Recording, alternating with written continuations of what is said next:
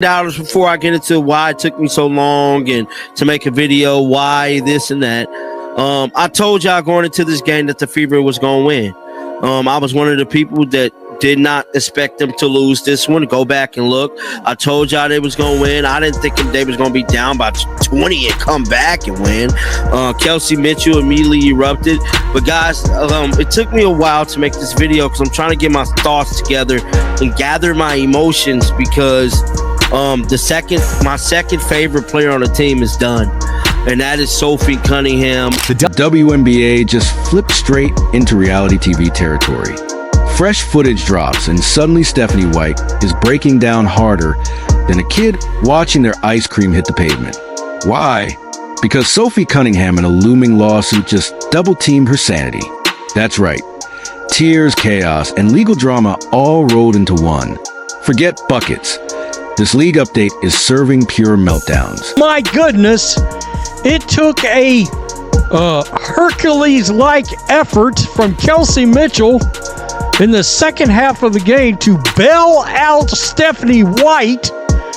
My God, it took overtime for the Indiana Fever to beat the worst team in the league, they're now 6-27.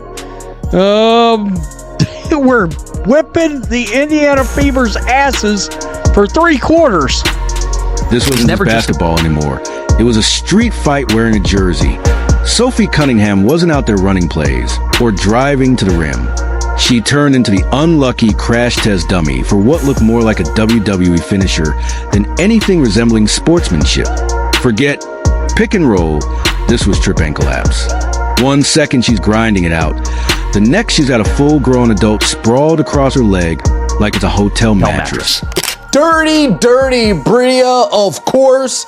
It had to be ya.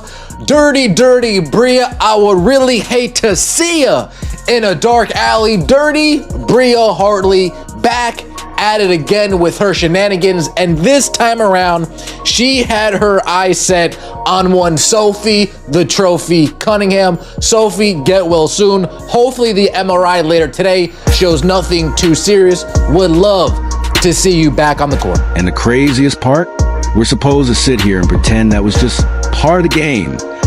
Absolutely not. That wasn't a rebound attempt. That was a flying tackle straight out of nowhere.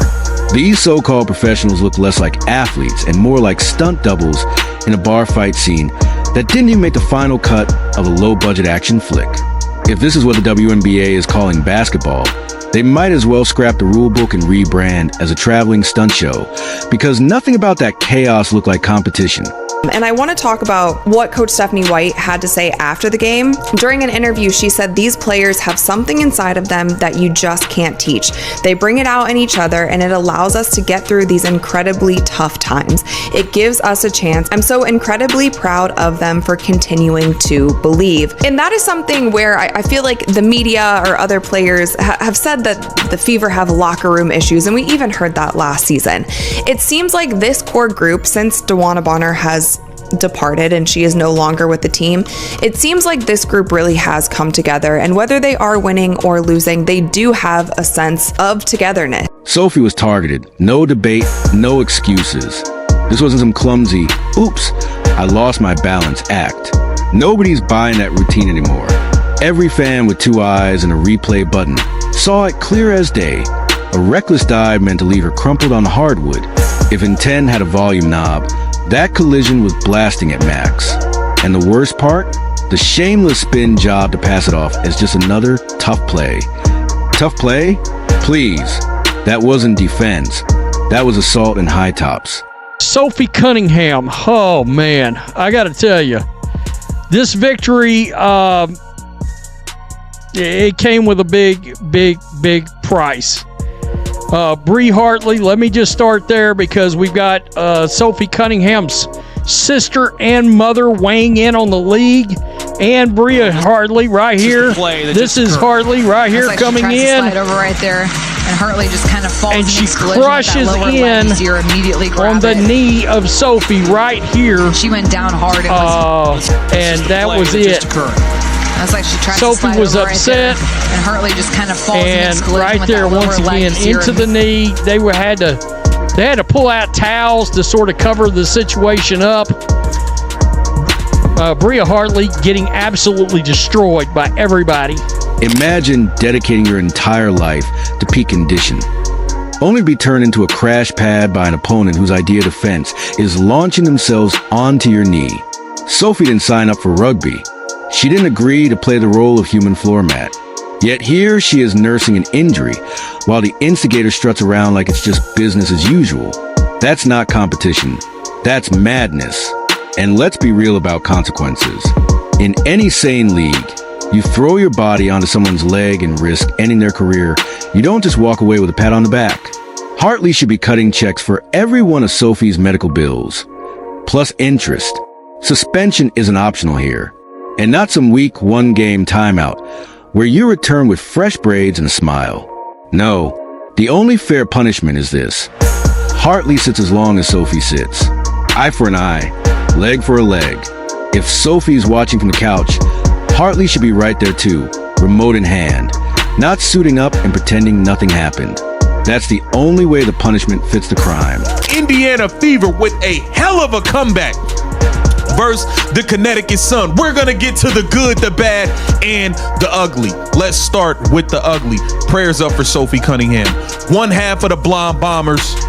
Sophie, the trophy, is done for the season with a horrific lower leg injury. I don't know if it's her knee. I don't know if it's an Achilles.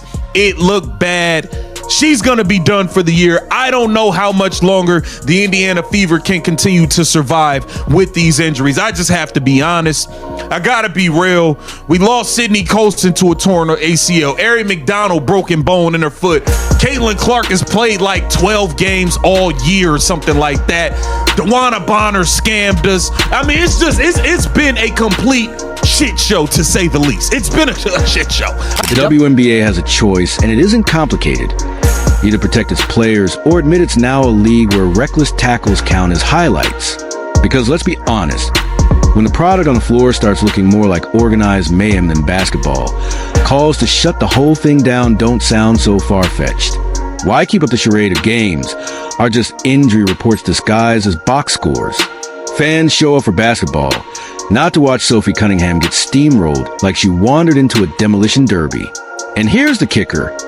The way Hartley landed on Sophie's leg, you'd think she was competing for bonus points in gymnastics. A sideline judge might have given her a 9.5 for form, but the penalty for blatant assault drops that score straight to 0. Meanwhile, Sophie's left with more than just physical pain. She's forced to carry the burden of proving her suffering wasn't just part of the game. Where Sophie Cunningham went out in the first half. And that was such a huge blow for the Indiana Fever because Sophie Cunningham has been somebody, she has been the glue of this team since Caitlin has been out. She is playing so incredibly well during the second half of this season. She plays hard every single night. She's super tough. She doesn't make excuses. Like, she is somebody who has really held this team together, and seeing her go down in the first half, like, I couldn't believe it. I didn't know what it was at first when I saw her went down. And that's the real insult on top of the injury. It's not enough for Sophie to limp off the floor. She has to sit through a parade of excuses about how these things just happen. No, they don't just happen. Intentional recklessness happened. And until the league grows a spine and calls it what it is, the cycle will keep repeating. Fans aren't blind. They're watching the same dirty play get brushed off like background noise and wondering how it allowed to slide. If this happened in the NBA, suspension headlines would be plastered everywhere by sunrise. In the WNBA, silence. Maybe a watered-down statement. Maybe a token fine that wouldn't even cover dinner at a mid-tier steakhouse. It's laughable. And here's the staggering irony. Sophie should be making headlines for her shooting, her hustle, her grit. Instead, she's front-page news because someone used her as a crash landing. Meanwhile, the guilty party walks away with barely a scratch on her reputation. The victim's spotlight is pain. The instigator's spotlight is excuses. And the league's spotlight, dimmer than ever.